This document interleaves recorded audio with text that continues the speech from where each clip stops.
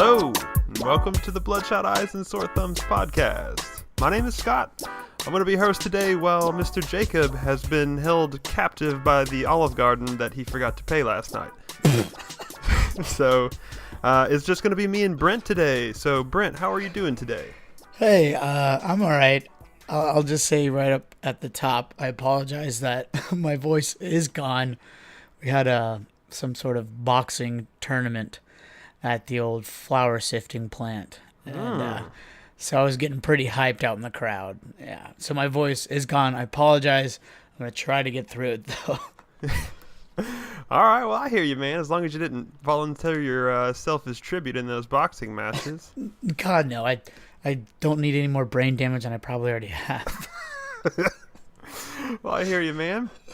Well, so in case this is your first episode tuning in, we get together every week to talk about games and pretty much anything else that interests us. There's normally three of us. Jacob, he's out of town today, so he's not able to be on the show. We miss you, buddy. We're going to take this opportunity to turn this into an Overwatch podcast. 100%. Mm-hmm, Sorry, yeah. Brent. I forgot to tell you as well. Yeah, that's full. I guess I'm here, so I guess let's do it. Well, so speaking of Overwatch, we've got some news. We'll start off there. Overwatch has unveiled its latest character, Doomfisted. Man. Not voiced by Terry Crews, right? Not voiced by Terry Crews. As a shocker to the internet. Yeah, he's nowhere to be found. So why was he at Blizzard? What was he doing?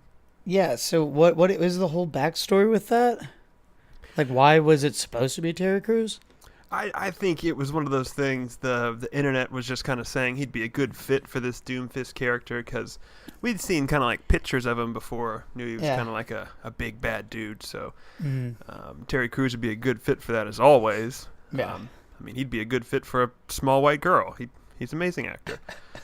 But no, he was spotted, like, I don't know, he tweeted or put a picture on Instagram of being down at Blizzard. So, of course, every conspiracy theorist is like, he's got to be the new voice. He's down there to record. And, who knows why he was there. Maybe just doing a visit on a game that he likes. Who knows? Yeah. But, yeah, all that aside, Doomfist has been revealed. Awesome new attack character. They've put him in the PTR, the test servers, so you can go check him out right now. He's got a unbelievably crazy moveset. Yeah, I was watching some gameplay with him, and like it seemed like in his left hand it was some sort of like shotgun kind of contraption coming out of his fist, and then his right hand was like a power swing. Am I? No, yeah, you got it, man. And I haven't been able to play on the test servers at all, so I'm not, I've watched some streams as well, so Yeah. But yeah, he looks like he has some sort of shotgun device in his hand, his left hand, giving kind of like new meaning to the word hand cannon, I guess. Yeah. But his right hand is like this huge gauntlet, this big golden glove. Yeah. That if you're familiar with Overwatch, it's been kind of a symbol in the game for the past year. It's been on the map Nambani and in some of the cinematic shorts, so you're probably familiar with it. And yeah, he's got like a super charged up punch, kind of like a Reinhardt charge, and he's also got like an aerial uppercut to kind of like juggle people up in the air. Mm-hmm. He seems real mobile. It seems like a cool addition. Yeah, like I don't know if he's like just OP right now, before being released to the public, or whoever was playing with him was just awesome at the game, but he was dominating like all people all over the place with this guy, and I was like, Jesus, that looks a little intense. Yeah, man, it's all over the place. I've been seeing videos pop up left and right on Twitter and Reddit, just people doing cool stuff with them. It's always real cool when a game like Overwatch, not Overwatch specifically, but when any of these games get a new character, new content added, and kind of shake up how the game's played. Yeah. It's kind of neat while everybody scrambles to figure out how to handle this new character. Yeah, and the one guy that's been using him the whole time is just slaughtering everyone around him. Right. Just sitting in his corner practicing away. Punch. Like straight something out of Kill jab. Bill. Yeah. Straight jab, haymaker. Yeah. Oh man. Well, speaking of straight jabs, did you see Ooh, this Arc price hike the other I, day? I did see that. It went from 30 to 60. I think so. I think like just a cool double. Yep. I mean, from the early access to the full-fledged game that I guess it is now. I haven't played it myself. I've, watched some streams and whatnot of people playing it, but obviously this game has grown wildly since we could first play it. People seem to really enjoy their time in there though. Totally. And this is like a weird kind of, I don't know if precedent's the right word for it, but it's a weird kind of story in video games right now, right? Because Ark was released in early access on PC, and it was released on the preview program, which is like Xbox's early access. And I believe on Xbox it was $40. It's been $40 the whole time. It might be 30. But PC I think is $30. And they let you play the game early. The game's not finished. They're adding to it. They're patching it. They're, working. When I first played Ark, it was, it was a working game. You could run around. There were dinosaurs. You could build huts. But looking at the game now, it's, it's a completely different game. All types of stuff have changed. But I guess the real question is, them just doubling the price of a game like that. It seems like, I guess it's such a tough pill for somebody to swallow, who's been watching the game at $30 and now it's $60.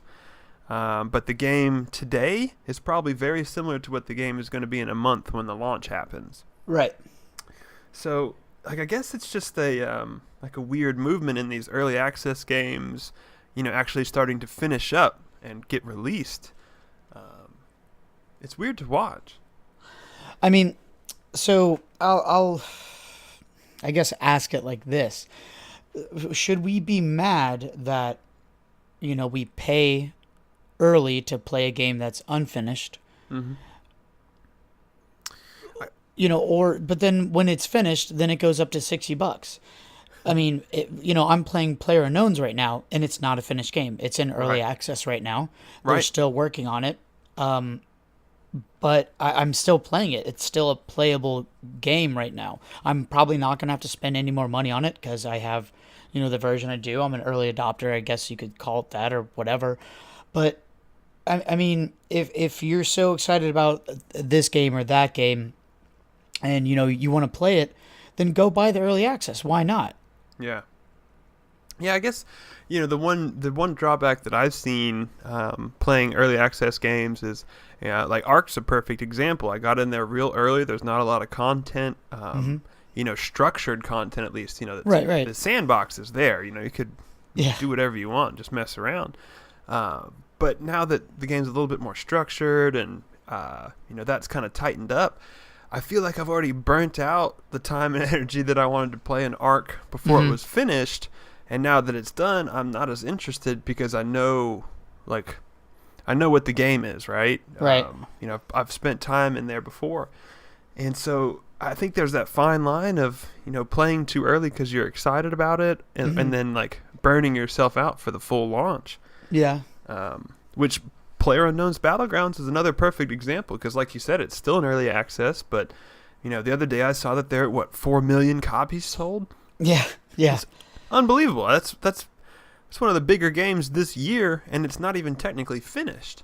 Yeah, and it's only been out a couple months. Yeah, it's a juggernaut. And you got to think when that game is finished. Hopefully this year or at the start of next. Is it going to be a $60 game, or is it going to stay at 30 or? I think it's probably going to go up to 60, and I don't. Yeah. Obviously, it's coming to consoles, or at least Xbox X420 no scope X. And if it comes to that at 60, I could see the frustration there because I only paid 30 for it. Yeah. But I feel like the price spike will go up on PCs as well. Yeah, I could see that. I remember when Overwatch released and On PC, it was $40, I believe, and consoles was $60. And the Overwatch team just blatantly came out and said, like, yeah, we wanted to release it at $40, but the console crowd would rather have a $60 game because there's that weird thing in the back of their head that if it's less than 60, it's not good. Which blows my mind, but I'm sure that they have some science behind that. Yeah, some numbers behind that. Wow, really? Yeah, it's nuts. It's pretty much the same game. No difference. It's just less expensive on PC because they knew the PC crowd would, search for the lowest price anyways, trying to get a key reseller or something like that. Yeah. Yeah, we do.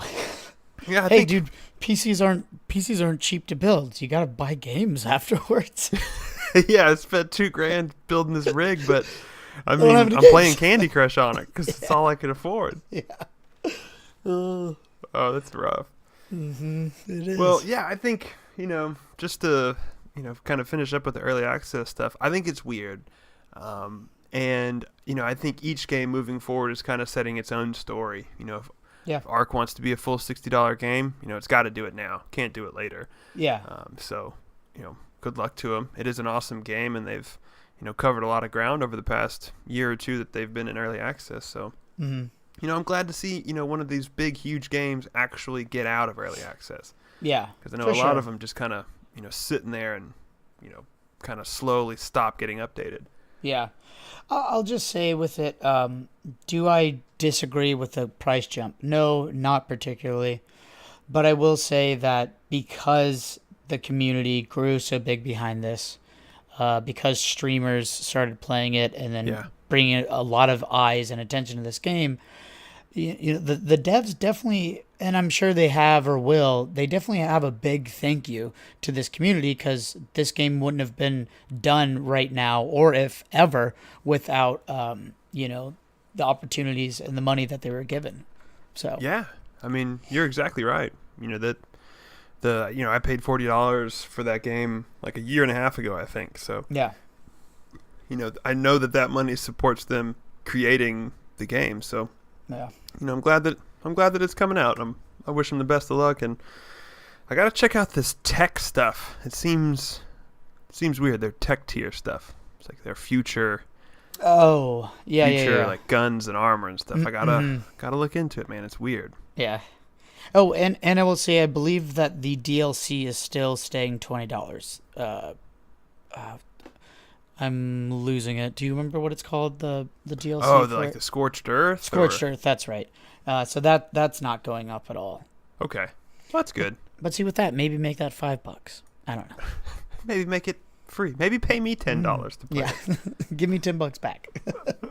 No, I mean we're the first to understand that there's a lot of hard work that goes into this, and these companies should make money. So for sure, it's weird to see these games in early access.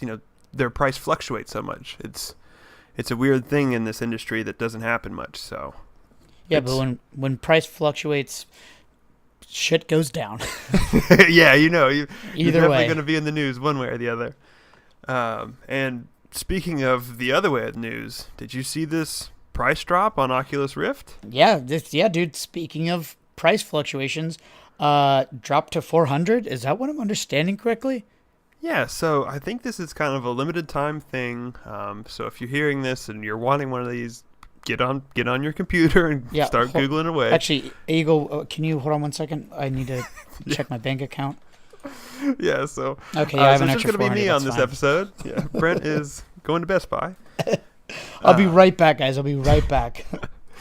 But yeah, so in the news this morning, I was starting to read some stories about the Oculus Rift virtual reality headset bundle with its touch controllers, the newer ones, which are like $160 or something like that. Not cheap. Yeah, they're expensive, but the Rift itself was like $600, I believe. $800, $799. I've looked at it hundreds of times. Yeah, so price has been updating to a whopping $400. Huge slash in price for a limited time. What do you think about this, man? This is getting closer to a range. That's like the price of a PSVR headset. obviously it's for a limited time, so they're trying to get these out there more. Even though I think a lot more people have them than I think. I think this is awesome. I'm legitimately thinking about getting on Amazon and buying one right now because I really do think that VR is the future. And if they can sustain this price, I'm not saying like the 400 because that's half off. Yeah. But like less than 800, I think more people are going to want it and there's going to be more money in it. And then, just that'll make everything just kind of come along easier because I really do think VR is the future. So this gets me super hyped.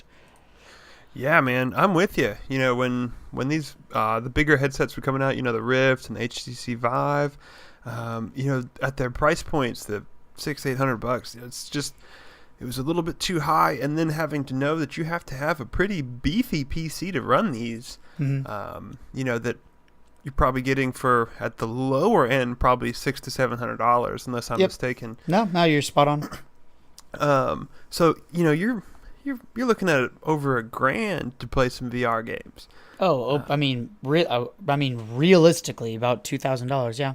Yeah, and looking through the store and watching the news on these things, they're not, there's not as many VR games as there are, just regular PC and console games. So it's kind of a weird place. But, then you've got the developers sitting there like, there's not that many of these headsets out there. Why would we spend years and millions of dollars making games for it? So it's in a, really weird spot. But a price drop to 400, that's a low price for what the tech is. Now, the one thing that popped into my mind seeing the price drop is, do you think there might be a new one coming? That's a really good question. Because, the headsets have been out for maybe, a couple years? Yeah. I mean, honestly, I think that even though the Vive is more expensive... Oh, I'm sorry. The Vive's 8. The Oculus was, 7? That's what you said. Sorry. But like I think the Vive honestly outsold it. I don't know. I could be totally wrong, but I feel like it did. And I don't know. They're just trying to maybe get these out, get them in people's hands. Mm-hmm. Yeah. I mean, it's got to be tough for a company like Oculus because they were purchased by Facebook. Yeah.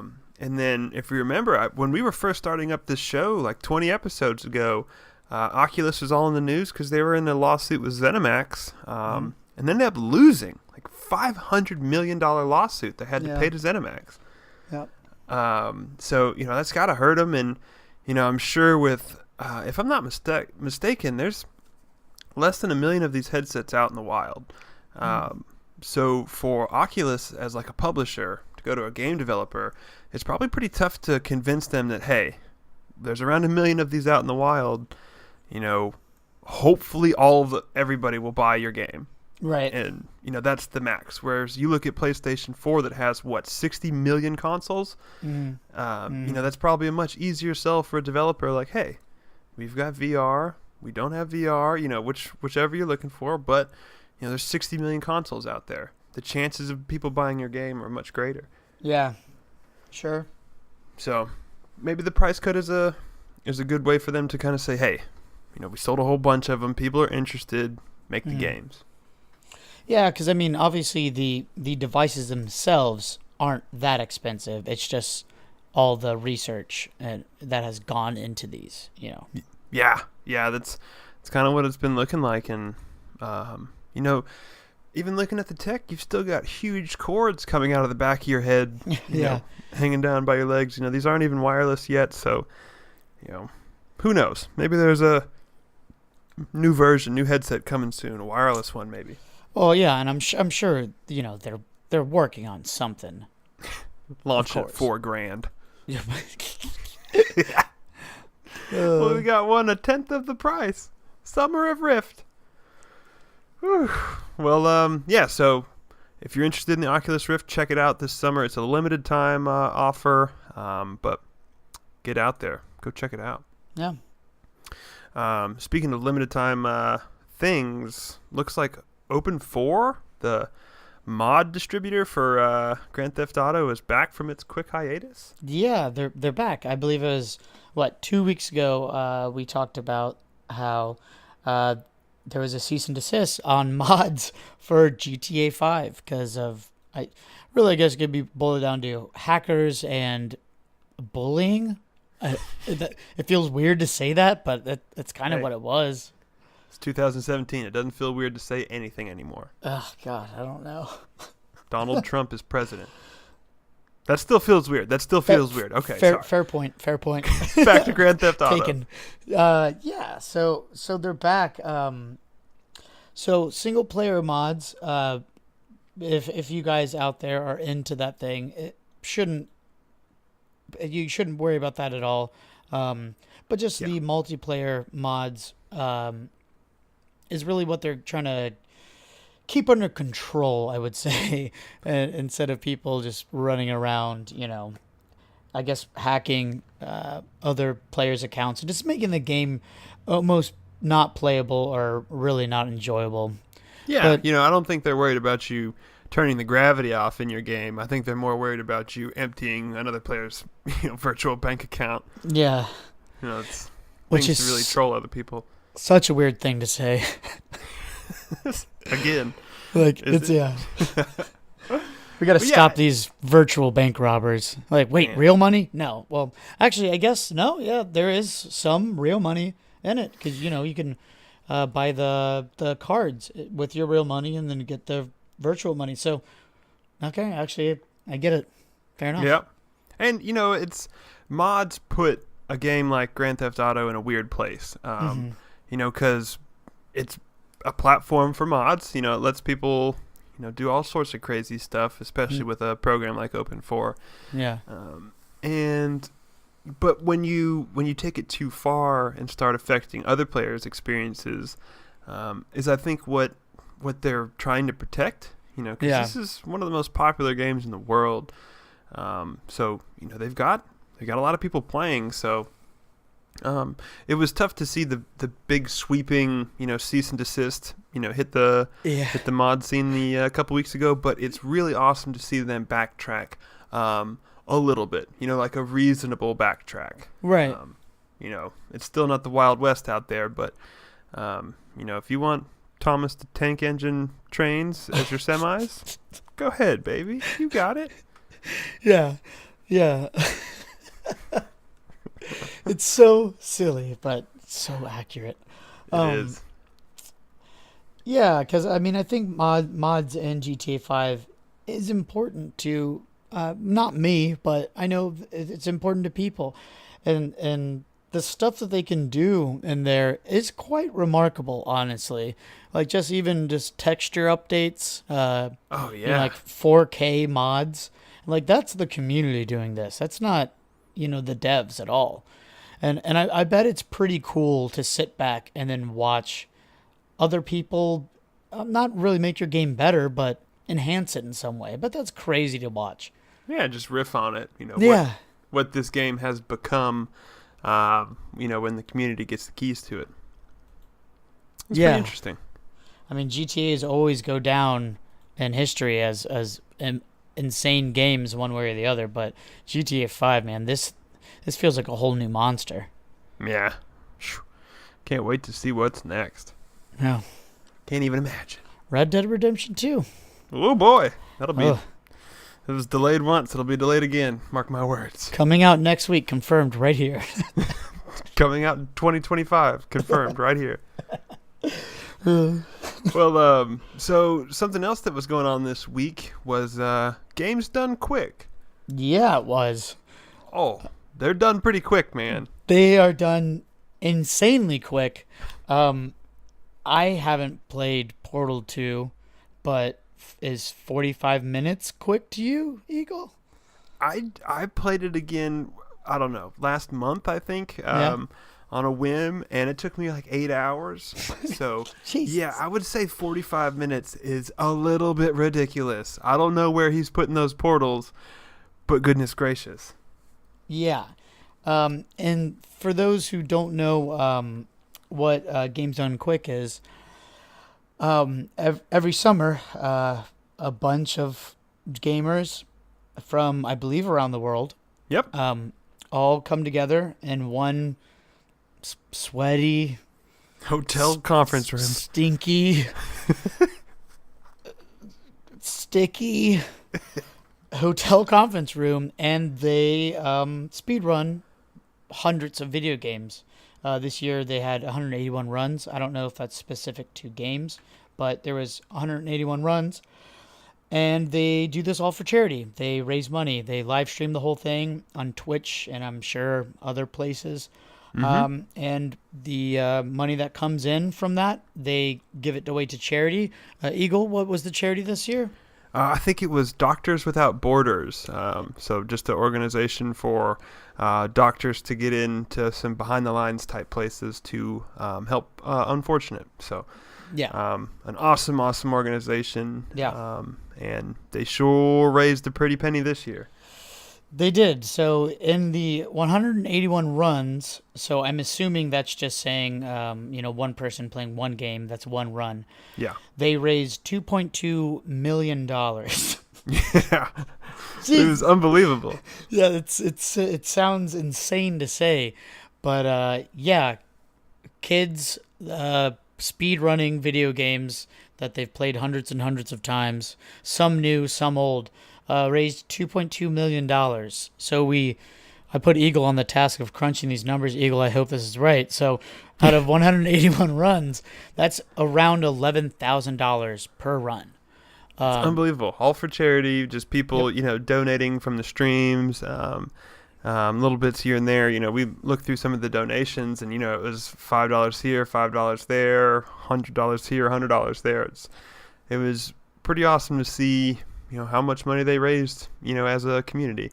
Yeah. Yeah. I think, what did I say? It was around 42,000 donators that raised $2.2 million. So it's awesome. Yeah. There's probably a couple $10,000 donations in there somewhere. Oh, you know it. Some big white whales. Yeah, but dude, for those of you that have heard of speedrunning and you roll your eyes, hey, me too. I'm not into watching Zelda be broken in half and beat in 20 minutes with glitching and all this stuff. But that's what these people do, and it's a big community. People respect some of these speedrunners, and I think we should respect them as well because what they do here, what they've done is remarkable. You don't see any other, obviously not any, but you don't see like gamers coming together and raising $2 million for over the strangers. Course of a weekend. A weekend. That's insane. And obviously that's awesome for the people that donated and supported the whole thing. But yeah, just kind of crazy that what the gaming community is capable of. I think the rest of the world kind of doubts that a lot of the time. It's pretty nuts. I mean, some of the things that they were pulling off was crazy, just like you were saying, Brent, them kind of sequence breaking these games and, glitching their way through them. Like, I don't know, one of the Zeldas I saw one guy beat in like an hour or so without even picking up a sword. Like all the dungeons and everything. I'm like, how is this guy doing this? Yeah. And like you said, yeah, Portal 2 was beaten in 45 minutes and 19 seconds. I mean, it is crazy. I mean, you must be skipping huge chunks of that game. Yeah. I mean, that's what happens when, you master a video game. Yeah. And I see also that the new Legend of Zelda, Breath of the Wild, new world record, 45 minutes. 45 minutes. I've talked to my buddy that I work with at the test dummy crashing facility. We are the test dummies most of the time. I am the car. Yeah. He was like a month in and still hadn't beat it. And this dude did it in a sitting without a pee break. It's unbelievable. It's crazy. Well, that makes me all the more excited for my Switch to arrive this week. No way. Hey, he did on it, the way. Guys. He pulled the trigger. I did it, man. I did it. I bought one. It's coming. After all that shit we talked. No, I'm joking. I'm joking. All that shit Jacob talked. Okay. I was involved with it as well. True. Okay, that's fair. Yeah. But yeah, I bought a Nintendo Switch. It's on the way, so I can experience this Zelda madness, maybe some Mario Kart madness. I'm hyped. I'll keep everybody posted. Yeah, I can't wait to hear about it. I don't know. It's fine. I like the Switch. It's a thing. Eagle has it now, so I guess I have to like it even more. It's all right. Eye roll, eye roll, eye roll. Yeah. But yeah, well, dude, I bet you're super hyped about this. I am. New console is always exciting. Yeah. It's been a long time since I've had Nintendo. The last Nintendo that I owned was a GameCube, so I didn't have a Wii or a Wii U, and haven't had a handheld from them. So I'm just excited to be back. I love Mario, and I like a lot of the Nintendo titles. So that new Splatoon looks real tight. Yeah. Real tight. But shoot. So this week you've been playing a little Nintendo, haven't you? Yeah. So, dude, I love my 3DS. These things are so damn cool. I'm not gonna lie. Like, when I heard about the Switch, I was like, oh, that sounds awesome. But then I kind of like lost interest, and I was like, why don't you make a better 3DS? I guess the Switch is, but what it's is not. it? What is it, like the folding lid? Is that what does it? Yeah, it's all like snappy. Like, listen to it. Oh, that's nice. Wow. Stop cracking your toes in the microphone. No, just I don't know. I think it was really well made. I don't know. It just works really well with like the little, I don't know, nipple controller up in the top right and the bigger nipple on the left. And we're still talking about the 3DS, right? Oh, were we? Oh no, I'm sorry. Put the cat down. Put the cat down. But yeah, it just feels good in the hand and everything. And yeah, so it was my buddy's birthday, and I bought him and myself a copy of Monster Hunter Generations. Woo! I told you guys, Jacob was talking about Monster Hunter Worlds. Is that what it's called? Yeah, that's the new one coming to consoles next year. Yeah, Worlds. If you guys haven't seen the trailers for that, it's coming to consoles from the handhelds. Go check it out. It looks pretty incredible. Looks awesome. I'm hyped. Yeah, so Jacob was talking about it the other week, and I said on the podcast, I was like, all right, you sold me. I'm going to go get it for my 3DS. And I did. So I bought myself and my buddy a copy so we can kind of play together. Because that's one thing. I can play with him. He lives on almost the other side of the city, and I can play with him sitting right here, just over Wi-Fi. And it's cool, man. That's really awesome. That is tight. But I will say, wow, these games are way more difficult than I was expecting. Yeah? Yeah, like insanely more difficult. I'm not saying it's an impossible game, but I didn't expect to have much difficulty. Obviously, there's going to be a learning curve, but yeah, it's pretty hard. But in a good way. I'm feeling myself kind of getting frustrated, but frustrated to the point that I want to progress. I want to get better. You know what I mean? Yeah. Just kind of have a little anger behind me, and that's pushing me forward. And it's kind of complex. There's a lot of stuff going on, a lot of little people you can talk to, and a few villages to add even more people in confusion to go into. Just kind of quirky Japanese stuff like that. There's a lot to dive into, but I'm slowly digesting it. My brain's been kind of fried when I've been playing it. Yeah, and I'm no Monster Hunter expert. I've never played any of them, but like the whole idea of it is to kind of like gather info about a hunt, get yourself ready, and go take down a big monster. Yeah, pretty much. And what I didn't really expect is, I feel like, I don't know, weird saying this, but there's no health bars for the monsters, and for whatever reason that initially threw me off. So like you just chop away and just hope you're whittling down at them, or do they kind of show pretty much. So yeah, they'll show like, you can kind of see them getting tired, or I have like a little cat companion buddy, and he'll be like, oh, they're retreating, they must be tired, or blah blah blah, this or that. Right. I mean, but dude, I'm wailing on these things for like 40 minutes, legitimately, like wailing. And it's like, is this thing going down ever? And I'm chasing it across the map. So yeah, that was a little strange to me, but I don't know. It works. That's cool. I mean, I watched like a extended like 20-minute gameplay of the newer one coming to console, Worlds. Yeah. And yeah, one thing that I noticed real quick watching them play through the game is the complexity of I'm eating this, I'm using this trap to snare this, I'm luring him to this place because there might be a bigger predator that will attack him so I can take a chance to heal or change my outfit. Yeah. And it was like, whoa, okay, so it's not just like find the weak spot and, attack it. Yeah, hit it 5 times, if they go down, and then you get a critical, and then it's over. No, it's just, like you're running across these pretty large maps. I mean, nothing crazy, but and just kind of wailing on this thing. It'll run, or you'll have to retreat.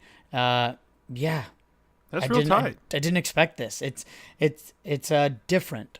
It's definitely different than I thought I was going into, for sure. Yeah, I mean, that's cool. I'm really excited for the new one. I hope the Generations continues to be cool for you. Yeah, I'm enjoying it. Well, so this week I tried out a few of the Xbox Games with Gold free games. Yeah. Has become my MO, I guess. I mean, hey, free stuff. Yeah, can't complain. It's the right price for me. So the first one I checked out was Kane and Lynch 2 from the Xbox 360. It's part of the backwards compatibility program, I believe. Yeah. But so I didn't play the first one. I remember when the first one released, I'm kind of making a big deal of like the cinematic feel of it. Yeah. More like a movie than a shooter. Mm-hmm. So this one kind of starts the same way, like real heavily cinematic. It kind of everything looks like it's filmed from like a Sony Handycam. Like, yeah. Just like real rough, kind of shaky. Kind of got the scan lines kind of filtering through it every now and then. Yeah. Which, to be quite honest, I am not somebody who gets any type of motion sickness, but this game had my head swimming. It made me real nauseous playing it because of the like bobbing of the camera as you walked around. But I'm gonna give it more of a shot because it was really neat. Opens like really strong with some cool story stuff happening. Like you have this guy coming in and you botch this job, trying to get some money from a guy, and it turns into this like crazy gunfight. Yeah. So yeah, if you're looking for something for free to check out, I'd definitely look at that one. Okay. Did you ever play any of the Kane and Lynches? No. It's just like a couple of ruffians that like do, I don't know, crime, right? Definitely crime ruffians. Yeah. Definitely. It seems like two buddies that work for, I don't know if it's like the mob or just some dude, but yeah, you're running jobs. But Kane and Lynch 2, I don't know if it's in the other games. I know they have some cool multiplayer hooks to where like you can kind of do the game co-op, but at the end of the levels and stuff, you can like sell out your partner. Like if me and you were playing, I could shoot you in the back type of stuff. Right. I think I heard like one of the rarest achievements ever was from a Kane and Lynch game, I believe, because I think the servers got shut down. Yeah, that wouldn't surprise me. Yeah. Yeah. I could see that. A lot of achievements get trapped like that. Yeah, unfortunately. I follow Far Cry, their subreddit, and everybody's constantly looking for help in Far Cry 4. I think you need to co-op with somebody. It's like a 15-minute mission, but everybody just needs a person to sign on and help them out. Yeah. But yeah, so Kane and Lynch 2, I don't know, man. Story looks cool, but the way that camera's shot, it's really weird. Maybe that was just me, and I was kind of playing it in the morning, so maybe try that this afternoon. Give it another shot. Okay. But I also tried out another Games with Gold game this week, Dragon Age Origins. Yeah. Might have heard of that one. Yeah. Yeah, I think I played the. I think they released a demo before this one came out, and I played through the demo. Oh yeah, yeah. It felt witchery to me. Is that accurate at all? Kind of. Am I just It's saying? Am I just saying words? Yeah. No. You got it. It kind of looks like World of Warcraft. Like look. Yeah. But yeah, witchery kind of walking around. It is. It's made by BioWare. You know the dudes that did Mass Effect and Knights of the Old Republic.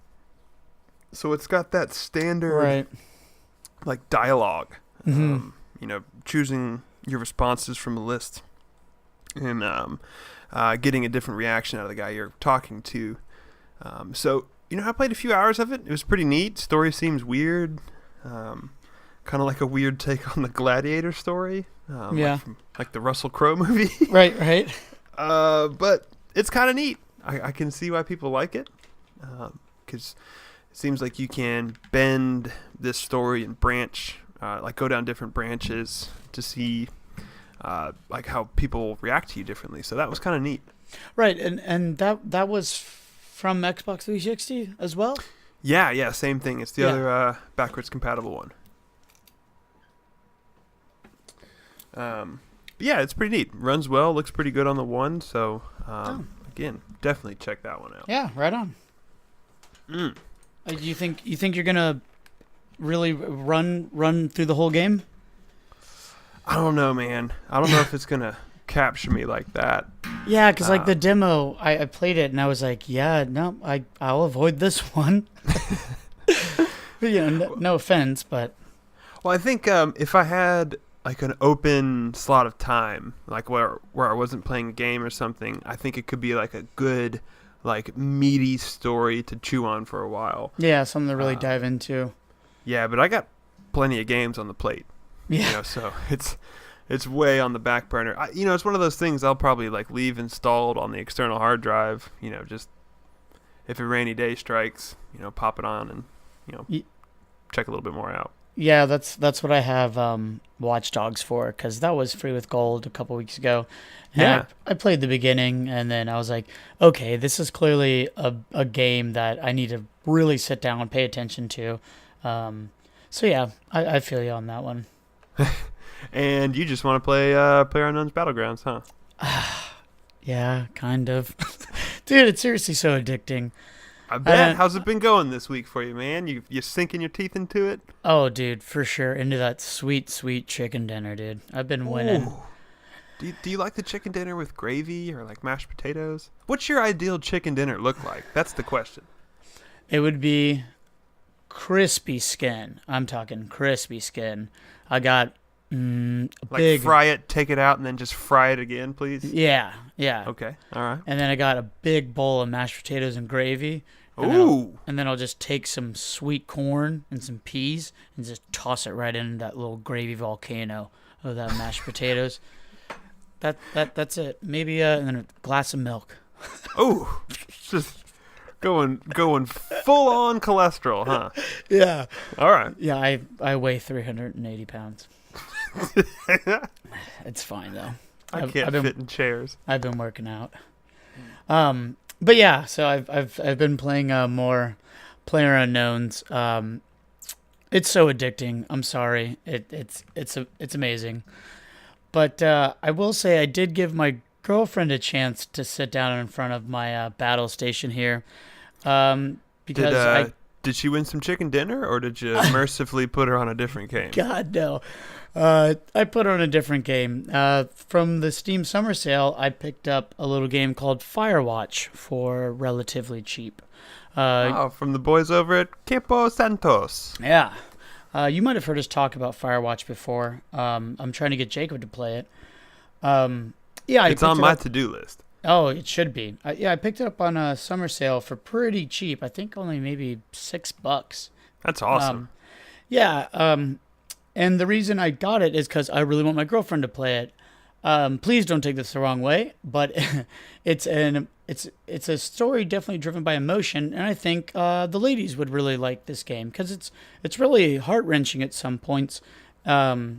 and I've already watched it played like three different times because different uh, actions will cause the game to do different endings and things like that. So I watched a couple people play through it. So I bought it for her. Yeah, I sat her down, gave her the mouse and keyboard, and she kind of looked at me and said, "What is this?" She's used to playing on Xbox. I showed her kind of how to use the controls, and yeah, she got through the first hour of it. That's cool. What'd she think? Again, she's struggling with the mouse and keyboard. Yeah, that's complicated, especially coming from a gamepad like that. Yeah, and I plugged in the controller for her to use because, she's used to that. But for whatever reason, whenever the things will pop up on the screen to, say, press whatever to do this, it keeps giving the keyboard controls. So I might have to press shift to open the door and stuff like that. Yeah, instead of like A or B or things like that. So right. I'll have to figure that out so she can just play a little more easy. But, I gotcha. It's the first hour of the game, just kind of learning what it's about. She needs to do a little better with her map and compass and just kind of remember what direction she's going in. But yeah, because that's like one of the hooks in that game, right? Is kind of navigation. Yeah, so I guess I can just say what it's about for the most part. Yeah, because I'm thinking you just kind of like is it like one of those Yule log things where you just watch a log burning for like Christmas dinner type of thing? No, so you're a guy and you get a new job in a fire tower, which, for those of you who don't know, they're these very, very tall towers in the middle of forests to look out for forest fires. So you'd be the first person to, call in a forest fire so you can get the right people can get it under control. It's set in the 80s, so there's no cell phones, and there's no telephones where you're at because you are in the middle of the woods. You hiked for 2 days to get to where you are. So all you have is a radio, and the only person you're talking to is someone in a fire tower miles away. You can see it way off in the distance, but you'll never even get close to her. And you just kind of do your little daily tasks while talking to her, and she helps you figure out what you do, and all about that relationship. And then maybe some weird stuff happens throughout, but it's really emotionally driven and a really story heavy based game. But it's truly awesome. It's really got a pretty look to it too. Oh yeah, it's like cell. I guess it'd be cell shading, right? Yeah, I'm bad at that because I don't know what technically makes cell shading. I know somebody told me Borderlands was, and it's kind of like that drawn polygon kind of look. Yeah, a little prettier than Borderlands in my eyes, though. Totally, yeah. Oh yeah, that's. I would agree. Yeah, but if anyone runs into Firewatch and you haven't played it yet, please do. Don't look any more into it. Just go buy it and play it. It's a really good game. Yeah, that's kind of the same thing I was told. It was like, don't research the story. Just like go play it, experience it. And it's not terribly long either. Maybe if you get real lost, it'll take you 8 hours. Okay. I get lost in the woods. Weird stuff happens, Yeah. It's all right. Well, cool, man. Well, yeah, Firewatch. I'm definitely gonna hop on that here soon. I remember when it came out, made a big splash. Yeah. I'll keep you guys updated and see if she makes it through. I kind of had to help her with a few things, but yeah, I'll keep you guys updated. I think she's really gonna like it. And those kind of games can be fun to kind of play with a spiritual advisor. Yeah, because I'm not saying go here, do this. I'm like, wait, stop, think about this, think about it this way, or help somebody chew through the story that see things they might miss. Yeah. Because that's something that people like us take for granted, having played games all our lives. It's like, if I see a waterfall, I'm walking inside that waterfall because I know there's a secret in there. Yep, every time, yeah. My girlfriend's looking at me like, why are you in the waterfall? Yeah. Like, well, there's always something in here. There's there it is. How do you know? Well, because I do. I've been in enough waterfalls, damn it. I played Halo. I had to find those skulls. Yeah. Yeah, but like the one thing I liked about Firewatch, well, I guess I should admit, I never played it. I just watched people play it because I like to pump the A button to get through the story. But Firewatch forces you to know the story. And I really liked how that worked. Well, a narrative game like that would definitely be the game itself, right? Is to experience the story. Yeah, but it's not like one of those narrative games where you walk up, hit A, stop, Right. have them talk, and then your dialogue wheel comes up. You're walking while she's talking to you on the radio, and you can hit the button while you're still walking to wherever you're going and hiking or doing whatever, and then scroll while doing all these other things. It's different than most dialogue heavy games. Yeah, that's cool. In a really, really good way. Yeah, we'll check that out. We'll put that on the to-do list. All right, listeners, Firewatch, to-do list. Let me know how it is. Hit us up on Twitter. All right, well, so we'll round out the show. I played another Games with Gold game. I had a free play days this weekend. One I'm very fond of. Hey, the Game of the Year edition of Middle-earth, Shadow of Mordor. It's a mouthful, huh? Gosh, man, it's like I have to have it written down so I can say it correctly. Yeah. Because if not, it's going to be like more Shadows of Dora Wars of Earth. Yeah. What? Lord of the Rings game. You know. You know. I feel like you've probably said Shadow of War more than Shadow of Mordor in total. I know. But anyways, yes, this was the game Middle-earth, Shadow of Mordor. Came out a couple years ago. It is a sequel coming out this fall, which is Shadow of War. Yeah.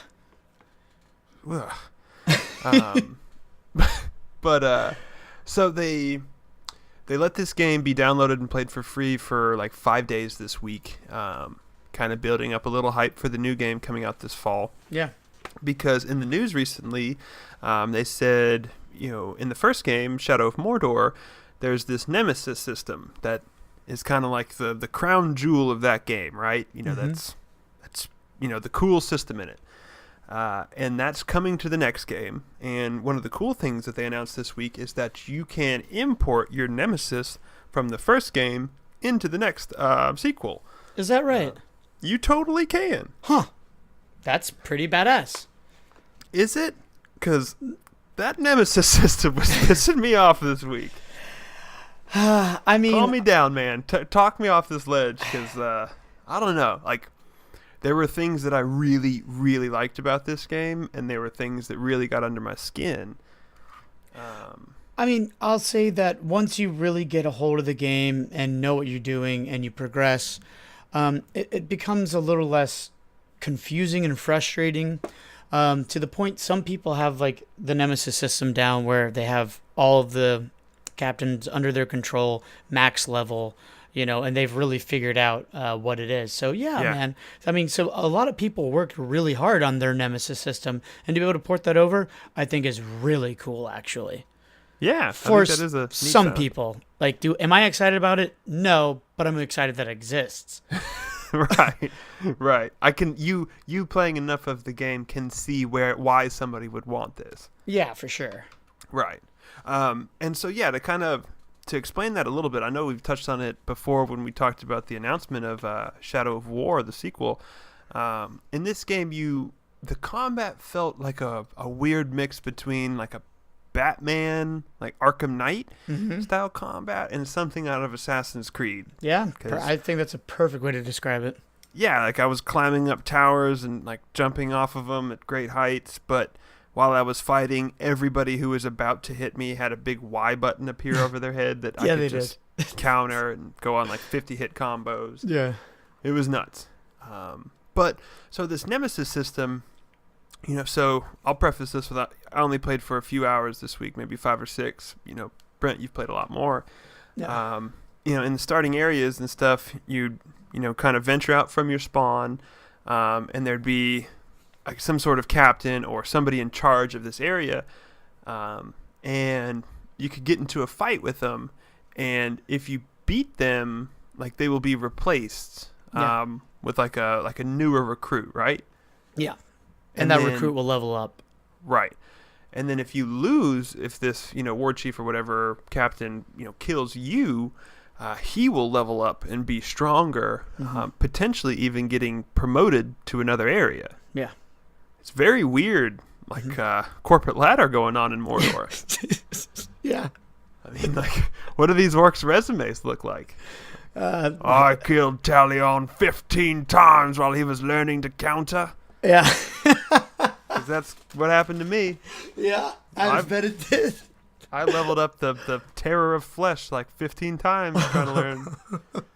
It was rough. He's in charge of all of Mordor now, I'm pretty sure. Yeah. Oh, that's funny. Yeah. But that was also, like, as cool as it was also something that was kind of annoying me in that, you know, I'd get into a fight with somebody who was a little bit stronger than I was, and I'd lose, and he becomes stronger. Yeah. So it's like, not only is this fight going to get any easier, it's going the other way. It's getting worse. So, talk me down, man. How does that get better? I mean, I'll say it gets better just as you progress. That your skill set goes up. So, I don't want to say like to handle them. Yeah, like yeah, exactly. You'll have more at your disposal to handle them, and I don't want to say like the game becomes easy, but you know, like Assassin's Creed, eventually you know how to handle each person, and it just comes down to you doing it. A large group of people doesn't scare you. It's just like, I got to counter and counter and counter and go and go and go. Yeah, and then, you know, some of the ward chiefs, they're immune to this or weak to this, blah, blah, blah. You have to do your research on some of them to know their weaknesses and their strengths, which is cool because it's kind of in, like, you'll see, like, an outpost or whatnot, and you'll use your, like, elf vision or whatever, and it'll kind of highlight Wraith form, thank you. And it'll kind of highlight one of the orcs, and you'll be able to grab them up and get information out of them, and you can pick any one of the captains to get information of their weaknesses and strengths on. So yeah, but I mean that honestly comes much more fluidly than it sounds like. You have to go and find this guy. You just kind of find him along the way to each different mission and things like that. Yeah, I stumbled across a few guys like that, and would pull them into the bushes like I was going to give them a smooch. Yeah. And I was put my hand on their face and then burnt them into submission. Yep. And it was like some cool information about a captain who is afraid of fire. And like he had vulnerabilities to range attacks. So it was like, all right, so if I'm going to get in a fight with this guy, I should probably hit him with the arrow, and I should probably bring some fire, and he'll be scared out of his pants. Yeah. And it totally worked, right? Hit him with an arrow. He's like at half health. Brought fire as like a rune on my weapon, and totally just laid him down. It was like, oh, I see. Like, if you're prepared with information, these guys can probably get pretty easy. Yeah. As you go through them. Yeah. That's cool. I think it's a really neat game. I'm interested to check out the new one. The new one looks flashy. Oh, I am crazy hyped for Shadow of War. I cannot wait. I truly, truly did love Shadow of Mordor a lot. I put a lot of time into it when it came out. And recently went through some of the DLC because apparently I have the Ultimate Edition, but I definitely don't. But I have all the DLC somehow. Hey, so cool. Take you where you can get it. Yeah.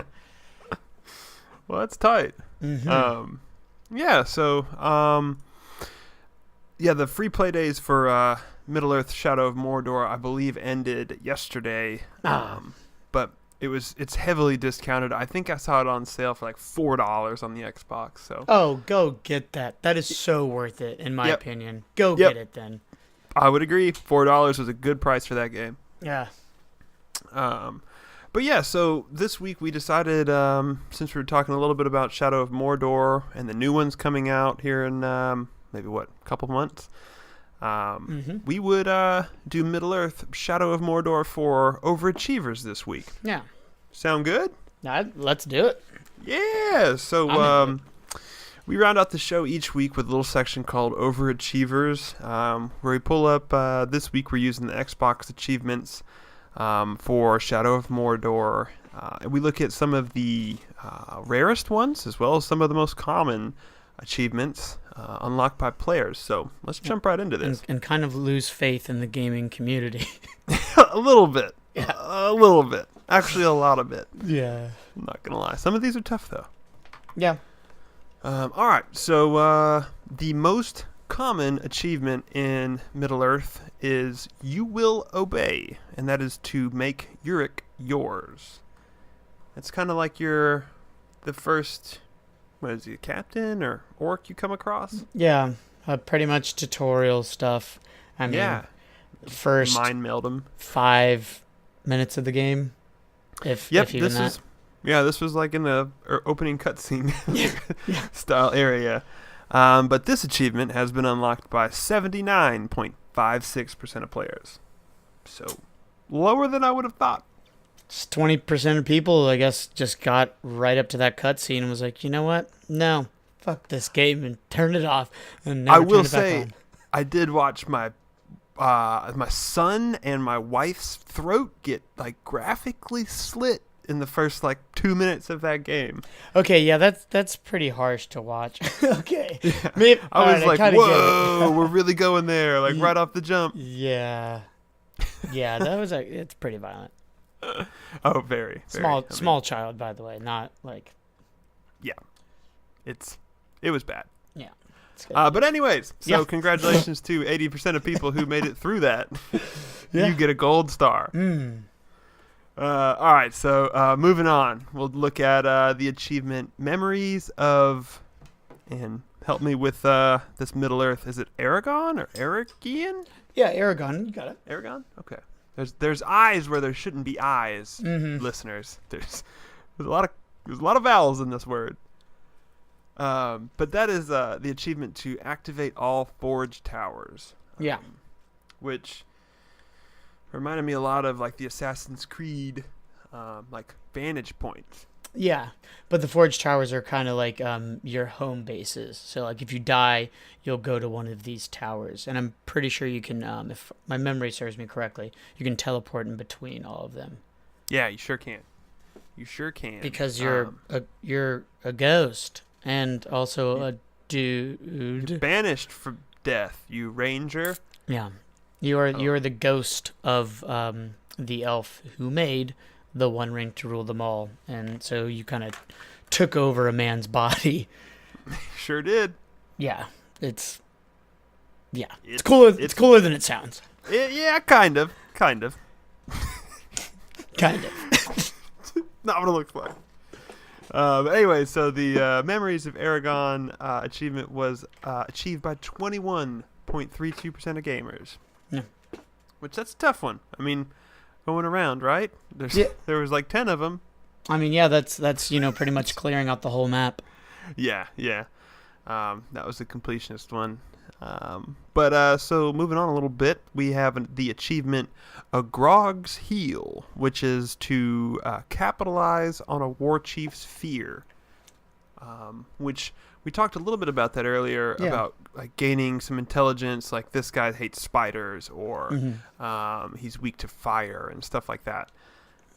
So unlocking that achievement would be like bringing spiders to the fight with a dude who's scared of spiders. Yeah, is that right? Yeah, or like the mounts. They're like, some of the captains are afraid of like these like dog mounts that you can ride. They'll be like afraid of them and run away. Like the Caragors. Caragors, thank you. Yeah. Hey. I haven't played this game, the vanilla game, in quite some time. And I played yesterday for the first time, so I'm fresh. Yeah. Here we go. I read a lot of codexes. Yeah. But so that achievement, capitalizing on a war chief's fear, was completed by only 18.72% of gamers. That's insane. Like, I don't even know how that is right. I like how 80% of people didn't figure out that there's an easier way to do that. Right. Yeah, like that is so important. If you're going to progress in this game, like you really need to know these things. You're not wrong. So the next achievement is A New Master, and that is unlocked for branding a captain while in combat. Yeah. Now that is, when you brand a captain, is that kind of like when you take them under your control? Yeah, when you like grab their face up and then they're like on your side essentially, and right. They'll fight for you. Yeah, and so like this is hard because usually when you're fighting a captain, there's a lot of other people around you, and to be able to get your like hit combo up and to get the captain's health down and not to get hit while doing all of that and then be able to snatch him up is pretty difficult, I would say. Yeah. Doable, but difficult. It was a smaller achievement at 23.96% completion, so it was a fairly rare one out there. Yeah. Well, speaking of branding those captains, moving on to some of the rarer ones. Mm-hmm. Now, we took a look at only the ones in the vanilla game. We didn't take a look at the DLC.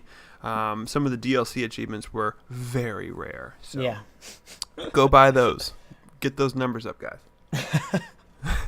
But so for this achievement, no power in numbers. This one's crazy. So you have to help a captain survive a recruitment power struggle and then kill him and all his new recruits. Yeah. Which is so funny. So like in this game, like I said, you can take these captains under your control and then you can kind of start these power struggles as like a mission. So it'll be like the captain under your control versus one of the other captains in the Nemesis system, and like kind of their two gangs will come together. So you can then help one guy and then help one guy kill all these other guys and then just slaughter all of them just to stab them in the back. What did you say, Eagle, like the biggest stab in the back? Yeah, like help him rise to power and then cut them all down? Yeah, absolutely. That's nuts. Yeah, but I mean, it's just kind of fun to do in the game. I mean, just having orcs work for you, I guess. Yeah. Well, that was a very, very rare achievement, being completed by only 2.18% of players. Yeah.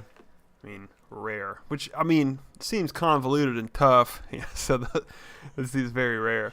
Yeah, I mean, I don't have that one, and that's just kind of a silly thing to do. I mean, you can, just if you're just out goofing around and having fun, just killing all these ugly mothers out there. They're really ugly, though, seriously. Yeah, they're not cute guys. All right. Well, let's move into the rarest of the rare, the overachiever themselves. This is the White Rider. Yeah. This was to liberate 30 slaves in 3 minutes while riding a Caragor. Yeah, I don't know how you do that. It has to be mission specific, I would assume. Maybe. And I freed a couple slaves fighting around. Doing 30 of them in 3 minutes while riding a Caragor? That seems crazy. Yeah, I don't really get this one, but whatever. But it is the rarest of the rarest. Less than 1% of players completed this. Yeah. 0.99%. Not even one. So you overachievers out there riding your Caragors, liberating slaves with your Abe Lincoln top hat on, good on you. Thank you for doing God's work. Yeah, thank you. Oh, man. Well, yeah, so that'll do it for overachievers. Thanks for sticking by for that segment. If you have any ideas of a game that you'd like to hear on that, where we do a little research on them, send them in at our Twitter or our email. Email is at edgystances@gmail.com.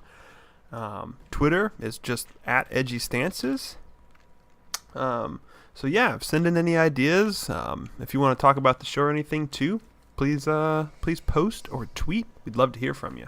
Yeah, and you can go to edgystances.squarespace.com, and that you'll find everything else there, links out to all of our other stuff. You can shoot us an email from there as well, and obviously listen to the shows there, or get them iTunes, whatever pod catching app you guys use.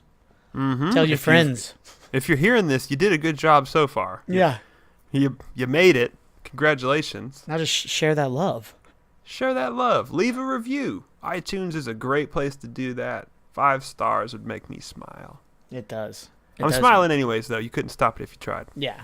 Just smile bigger until his smile would wrap all the way around his head. Yeah.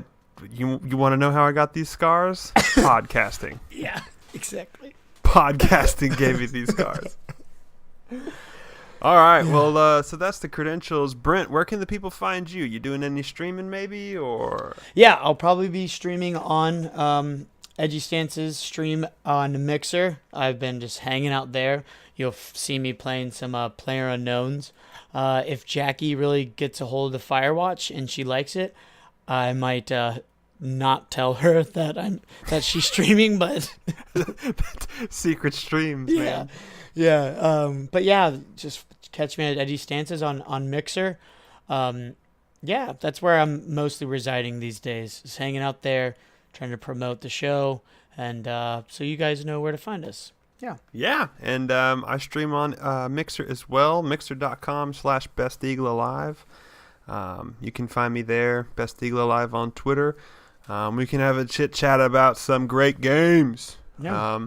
And the Nemesis system. I need to figure this out before the new one comes out.